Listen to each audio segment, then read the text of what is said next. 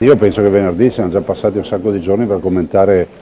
quello che è stato detto. Penso piuttosto che dobbiamo guardare avanti e che è fondamentale che si rinnovi questo rapporto e si consolidi il rapporto con gli Stati Uniti, fondamentale. Noi dobbiamo vivere come dei nemici e agli Stati Uniti dobbiamo ad esempio il fatto che questo paese è un paese democratico, grande ruolo hanno avuto gli Stati Uniti nella seconda guerra mondiale contro le dittature e questo lo dovrebbero sapere tutti. Dall'altro gli Stati Uniti non possono non pensare e non evidenziare che gran parte della loro popolazione sono cittadini di origine europea. Non ultimo abbiamo un percorso da fare assieme, visto e considerato che anche qui non dobbiamo avere complessi di inferiorità, l'Europa non deve andare avanti in ordine sparso, assolutamente sarebbe dannoso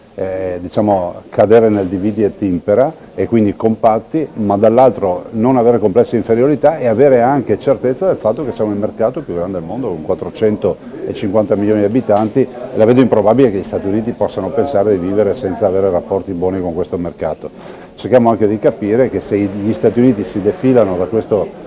contesto di guerra, di conflitto bellico, la situazione veramente può precipitare e noi dobbiamo puntare solo una cosa, che è esattamente quello che è uscito dalla conferenza stampa e ne è uscito dalla conferenza stampa Trump-Zelensky, che era una conferenza stampa post riunione riservata, ovvero che della necessità quantomeno di arrivare a un cessato il fuoco subito. C'è una parte di Veneto che si racconta da sola, c'è un'altra invece che ha bisogno anche di figure come queste. Che cosa le piacerebbe che appunto conoscessero i non veneti per venire qui?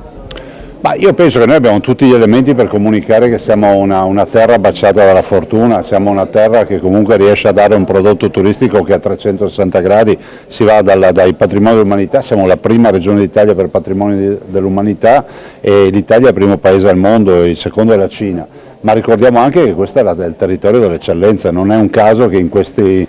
ultime ore ci sia stato un allunaggio grazie alla presenza di